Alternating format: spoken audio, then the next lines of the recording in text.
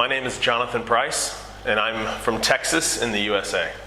என்னுடைய பெயர் Jonathan price. நான் டெக்சாஸ் என்ற மாநிலம் அமெரிக்கா தேசத்திலிருந்து நான் வந்திருக்கிறேன். Today I want to tell you a story of two sons. இந்த நாளிலே ரெண்டு சகோதரர்களை குறித்ததான ஒரு கதையை உங்களுக்கு நான் சொல்ல போகிறேன். This story comes from the Bible. இந்த கதையானது பைபிள்ல இருந்து வருகிறது. The Bible is God's holy word. இந்த வேதாகமம் என்று சொல்லும்போது அது கடவுளுடைய பரிசுத்த வார்த்தைகளாய் இருக்கிறது. No book in the world has been sold more than the Bible. வேதாகமத்தை பரிசுத்த வேதாகமத்தை காட்டிலும் உலகத்திலே வேற எந்த புத்தகமும் அதிகமாய் விற்கப்படவில்லை. And no religious book is more historically accurate than the Bible. வேதாகமத்தை போல வேற எந்த ஒரு புத்தகமும் சரித்திர தெளிவை உடைய புத்தகம் உலகத்திலே இல்லை. This story comes from the New Testament in Luke chapter 15. இந்த கதையானது புதிய ஏற்பாடு வேதாகமத்தில் இருக்கிற புதிய ஏற்பாடிலே லூக்கா சுவிசேஷம் 15ஆம் அதிகாரத்திலே சொல்லப்பட்டிருக்கிறது. Starting at verse 11. 11ஆம் வசனத்திலிருந்து. So if you have a Bible, please read with us. உங்களிடத்திலே வேதாகமம் இருக்கும் என்றால் எங்களோடு கூட சேர்ந்து இதை வாசிக்கும்படி உங்களை கேட்டுக்கொள்கிறேன். This story starts in verse 11 and Jesus was speaking. இங்கே 11ஆம் வசனத்தை நீங்கள் ஆரம்பிக்கும் பொழுது இயேசு பேச ஆரம்பிக்கிறார். And Jesus said, a man had two sons. அங்கே இயேசு விதமாய் சொல்கிறார், ஒரு மனுஷனுக்கு ரெண்டு குமாரர் இருந்தார்கள். And the younger of them said to his father, அவனுடைய சிறிய இளைய குமாரன் விதமாய் அவங்க தகப்பனிடத்திலே சொன்னார், Father, give me the share of my inheritance that belongs to me. அவன் விதமாய் சொன்னான், தகப்பனே ஆஸ்தியில் எனக்கு வரும் பங்கை எனக்கு தர வேண்டும் என்றான். This was a very big insult to his father. இது அந்த தகப்பனுக்கு ஒரு பெரிய அவமானமான ஒரு வார்த்தையாய் இருந்தது. This younger son was saying to his father, I wish you were dead. அவன் சொல்லுகிறதை வேறு முறையிலே நாம் பார்ப்போமே என்றால், என் சொத்தை தாங்க என்று சொன்னார், நீங்க செத்திருந்தால் நலமாயிருக்கும் என்று சொல்வதை போல இருக்கிறது. I just want my money and I want to live my life without you. அவன் சொல்லுகிறான், என் பணத்தை எனக்கு கொடுங்க, நான் ஏன் இஷ்டமாய் வாழ்கிறேன், அதிலே உங்களுக்கு பங்கு இல்லை. When everything the son had was from his father. அந்த இளைய குமாரனுக்கு இதுவரைக்கும் இருந்தது எல்லாமே அவங்க அப்பாவினிடத்தில் இருந்து கிடைத்தவைகள். This was very disrespectful. அப்போ இது அந்த அப்பாவை தரம் குறைவாய் பேசுகிற காரியமாய் காணப்பட்டது. But his father ஆனால் தகப்பனோ divided the wealth அவனுடைய ஆஸ்தியை இரண்டாய் பிரித்து between the two sons. இரண்டு குமாரருக்கு மத்தியிலே அதை இரண்டாய் பிரித்தார். And he gave the younger son his share. அந்த இளைய குமாரனுக்கு சேர வேண்டிய ஆஸ்தியை அவனுக்கு கொடுத்தார். And when the younger son had his money, அந்த இளைய குமாரனுக்கு அவன் பணம் அந்த மாத்திரத்திலே he gathered everything he had together அவனுக்கு அந்த சொத்தை எல்லாம் என்னென்னலாம் எடுக்கணுமோ எல்லாத்தையும் எடுத்துக்கொண்டான். and went to a distant land in a distant country. அவன் தூர தேசத்திற்கு பயணம் பட்டு போனான். He wanted to be away from his father. அவன் அப்பாவை விட்டு எவ்வளவு தூரமா இருக்க முடியுமோ அவ்வளவு தூரமாய் அவன் கடந்து போனான். He wanted to be away from the people he grew up with. அவன் யாரோடு கூடலாம் வளர்ந்தானோ, அவனை தெரிந்தவர்கள் யாரெல்லாம் இருக்கிறாங்களோ அவங்கள விட்டு தூரமாய் போக விரும்பினான். You have to know that he knew what he did was wrong. அவனுக்கே தெரியும் அவன் செய்கிறது தவறு என்று. That he felt shame. அவனுக்கே தெரியும் இது வெட்கப்பட வேண்டிய காரியம் என்று. And he knew he could not come back home. அவனுக்கு தெரியும் திரும்பி அப்பா முகத்திலே அல்லது குடும்பத்திற்கு வர முடியாது என்று சொல்லி. Because he had brought shame on his family. காரணம் அவன் குடும்பத்திற்கு ஒரு அவமானமாய் அவன் இருந்தான். When we feel shame, நீங்கள் அப்படிப்பட்ட ஒரு அவமான நிலையில் இருப்பீர்கள் என்றால் we run away from the source of our shame. நாம் வெட்கப்படுகிற நிலையிலே இருந்து தூரமாய் போகதான் நாம் விரும்புவோம். The Bible also says in Romans 3:23, ரோமர் 3ஆம் அதிகாரம் 23ஆம் வசனத்திலே வேதாகமம் இதை நாம் சொல்லுகிறது, that we all have done wrong. நாம் எல்லாரும் தவறை செய்திருக்கிறோம் என்று சொல்லுகிறது. And the source of our sin இந்த தவறுக்கான மூல காரணம் is putting things before God. அதை தேவனுக்கு முன்பதாக இந்த காரியங்களை கொண்டு வர வேண்டும். So we run from God. ஆகவே இதை தேவனுக்கு முன்பதாக கொண்டு வருவதற்கு நாம் வெட்கப்படுவதினாலே தவறு செய்யும்போது கடவுளை விட்டு தூரமாய் ஓடுகிறோம். Because his goodness காரணம் அவருடைய நல்ல குணங்கள் is the source of our shame. நாம் அந்த பார்க்கும்போது ஐயோ இப்படி பண்ணிட்டோமே என்ற ஒரு வெட்கம் நமக்கு உண்டாகிறது. So the younger son ஆகவே இந்த இளைய குமாரன் செய்த காரியம் ran to a distant country. அவன் தூர தேசத்திற்கு போனான். And he spent his money. அவனுடைய பணத்தை எல்லாம் செலவு செய்தான். He wasted it அவைகளை எல்லாம் வீணாய் செலவு செய்தான். on fancy clothes, அழகான ஆடைகளை வாங்கி கொண்டான். in a large home, ஒரு பெரிய மாளிகையை வாங்கி கொண்டான். expensive drink and food and women.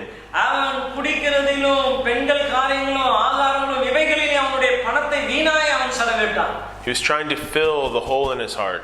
அவனுடைய இருதயத்திலே இருக்கிற அந்த வேற்றிடத்தை அவன் ஏதாச்சும் ஒரு காரியத்தினால் நிரப்ப வேண்டும் என்று எண்ணினான். That his selfishness and shame had caused him. அவனுடைய அந்த சுயநலம், அவனுடைய அந்த குற்ற உணர்வு இவைகள் எல்லாவற்றையும் அவன் செய்தும் ஒரு நிறைவில்லாமல் இருந்தான். Now Jesus says, ஆனால் இயேசு சொல்லுகிறார், now when the young man had spent everything he had, இந்த இளைய குமாரன் அவனுக்கு உண்ட எல்லாவற்றையும் செலவு செய்த பின்பு a very bad famine came over that land. அந்த தேசத்திலே ஒரு பெரிய பஞ்சம் உண்டாயிற்று. They had no food. ஆகாரம் இல்லாமல் போயிற்று. Many people were poor. எல்லா ஜனங்களும் அநேகர் ஏழைகளாய் மாற்றப்பட்டார்கள். So the younger son went to get a job. அப்ப இந்த இளைய குமாரன் வேலையை தேடி போகிறார். The job of one of the citizens of that country. அந்த தேசத்திலே இருக்கிற ஒருவனிடத்திலே இப்போ வேலையாளாய் போகிறார். This was also shameful.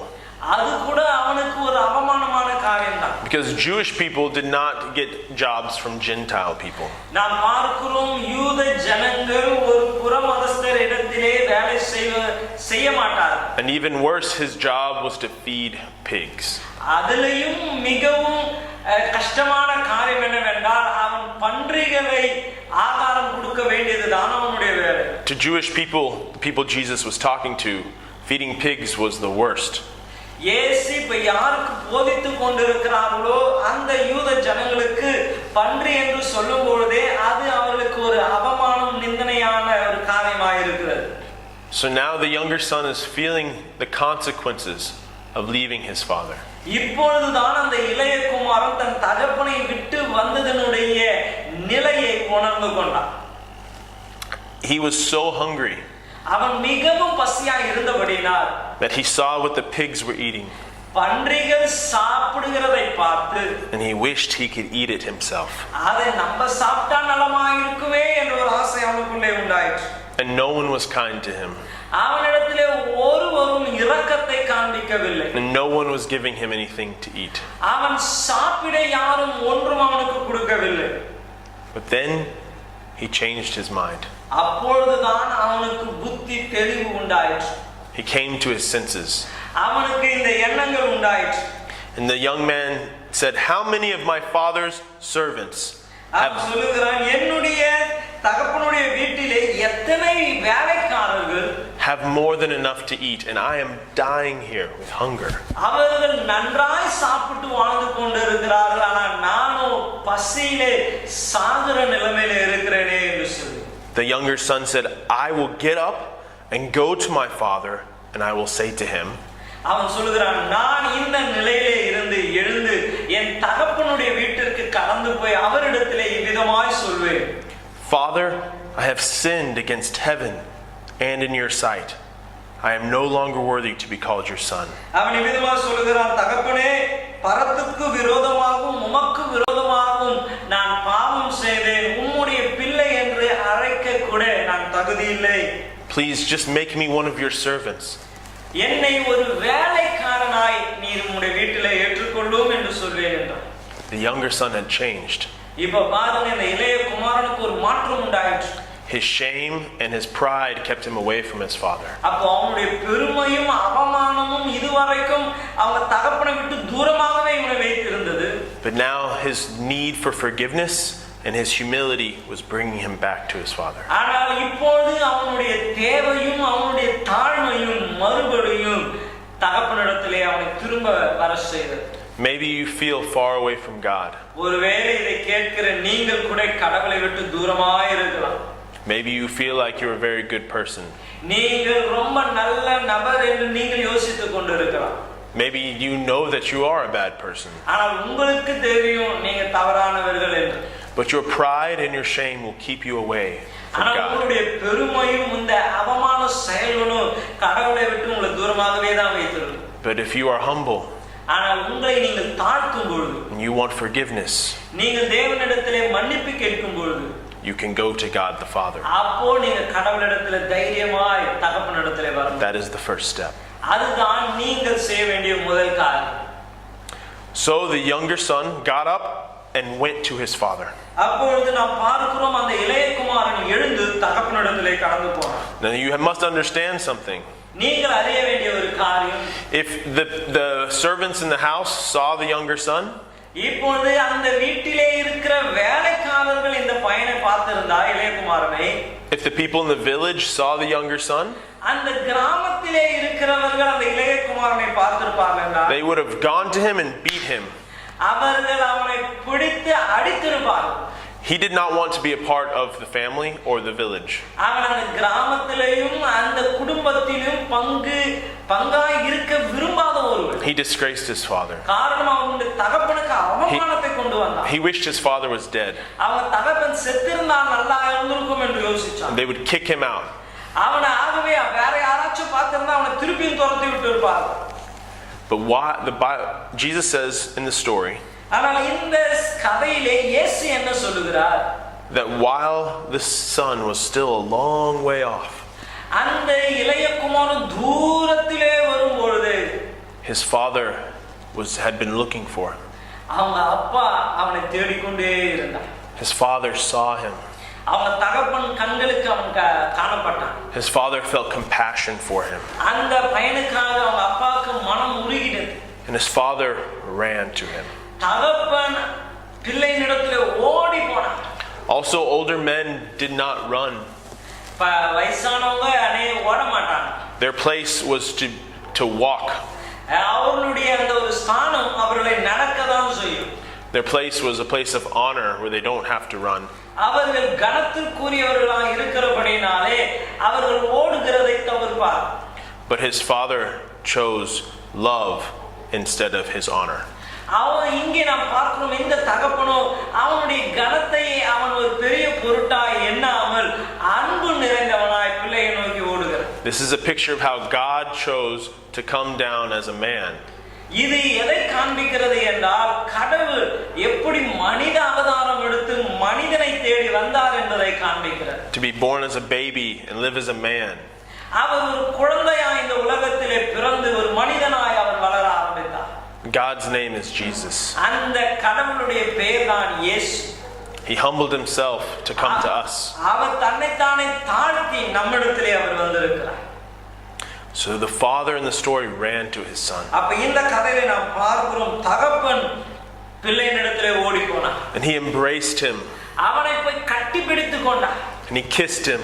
அவனை முத்தம் செய்தான். And the son said, அப்போ குமாரன் விதமாய் சொல்லுகிறான், Father, I have sinned against heaven and against your sight. I am no longer worthy to be called your son.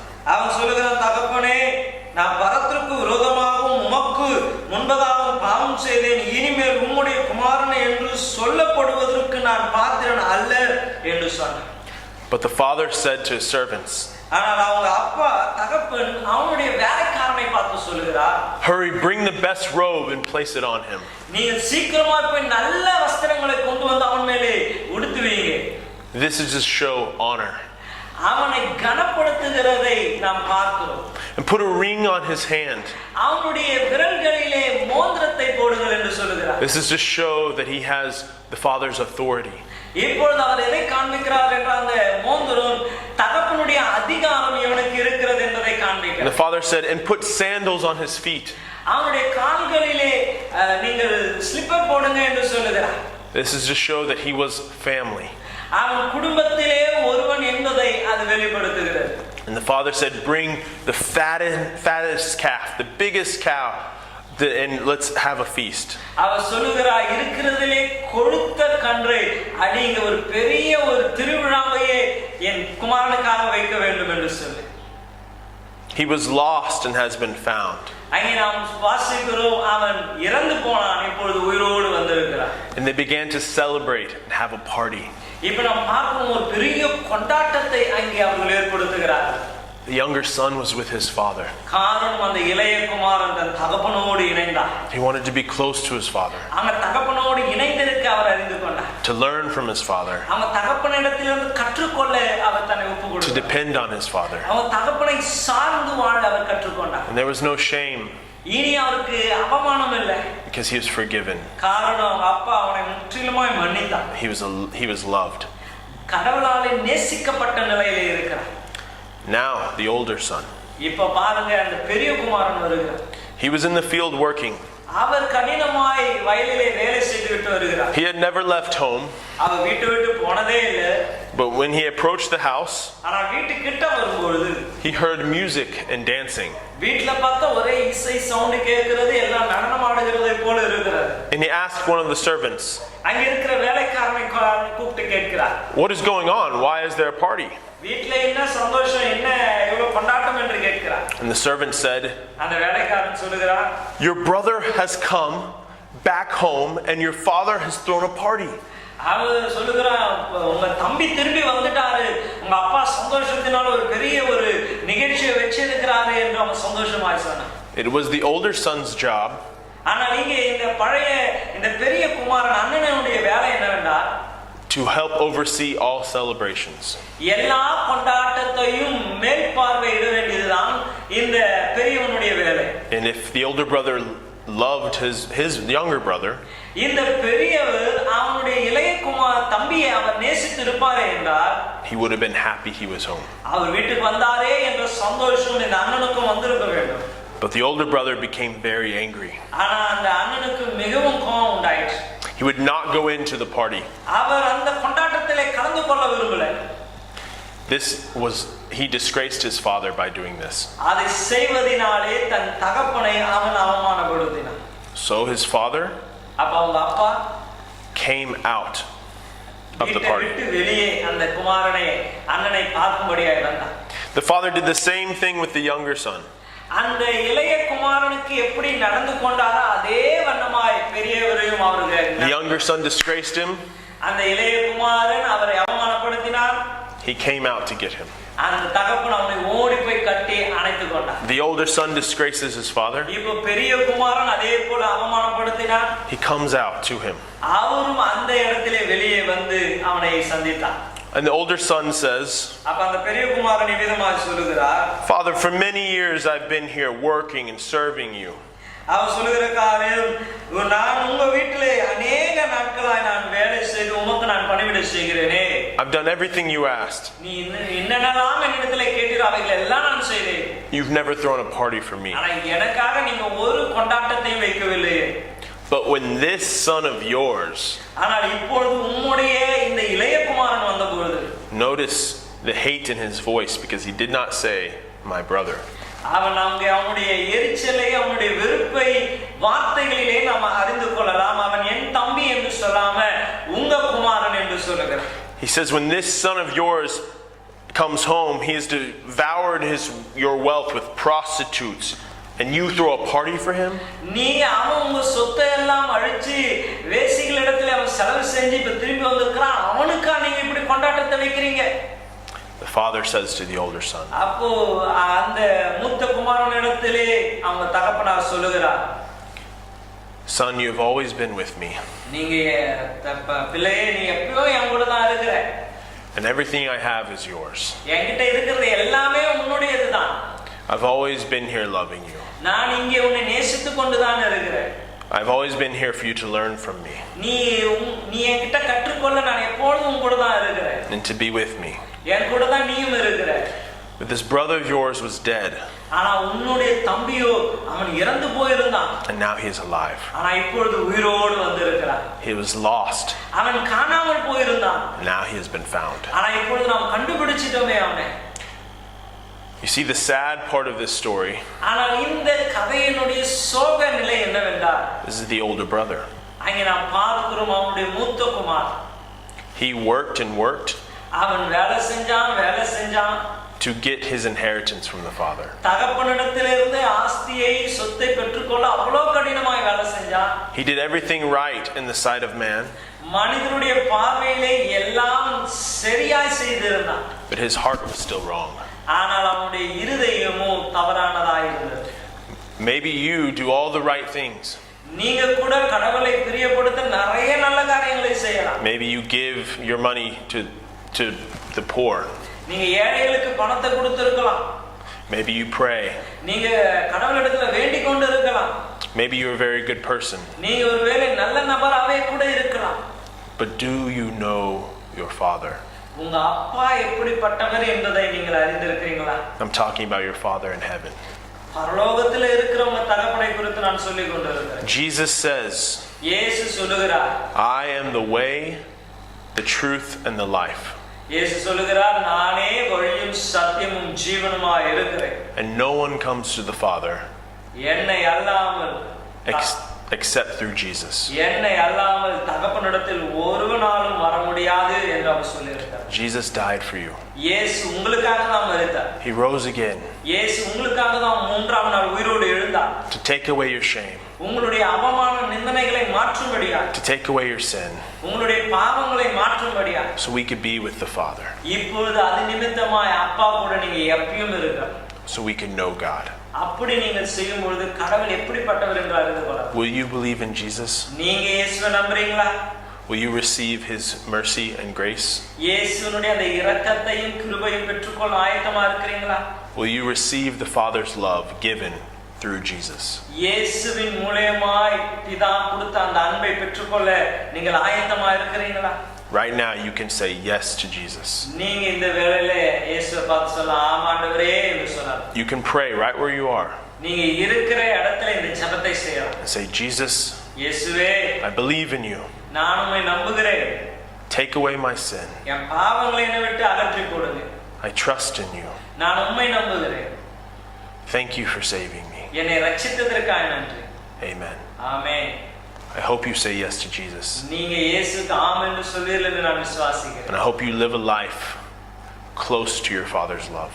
நீங்க தகப்பனுடைய இருதயத்துக்கு ஏற்றதாய் வாழ்வீர்கள் என்று நான் விசுவாசிக்கிறேன். Thank you.